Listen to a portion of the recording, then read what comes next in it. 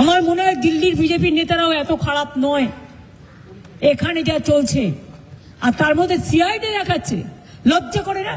একটা মানুষ কষ্ট পাচ্ছে, আপনারা সবাই দেখেছেন কিভাবে মারা হয়েছে। আর যে পাথরটা ছবি আমাদের কাছে এসছে, যদি ছুটতো আর ওই লোকাল ছেলেরা যদি একটা হেলমেট না দিত ওর মাথায়, তাহলে স্পট ডেথ হয়ে যেত। আর সেখানে মজা করছে, চ্যাংড়ামো হচ্ছে। কিসের সিআইডি?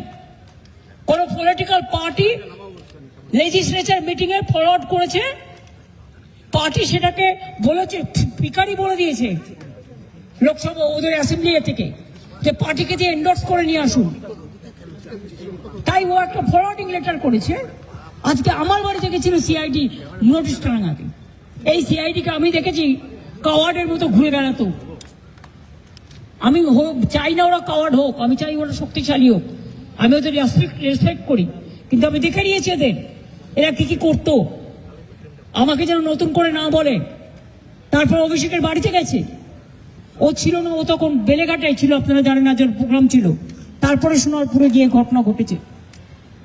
পুলিশকে তো ইনফরমেশন দেওয়া হয়েছিল, তা সত্ত্বেও পুলিশ কি করে, এবং তারা লোকাল পিপল নয়, আউটসাইডারদের বাইরে থেকে ভাড়া করে নিয়ে আসা হয়েছিল। কি জবাব দেবে পুলিশ?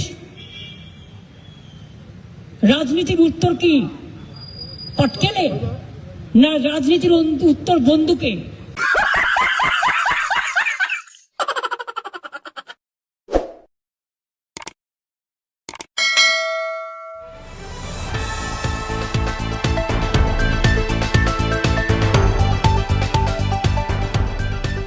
রংহীন সংবাদ আর অজানা তথ্যের জন্য দেখুন দিগদর্শন, 10-এর পাশে, দেশের সাথে।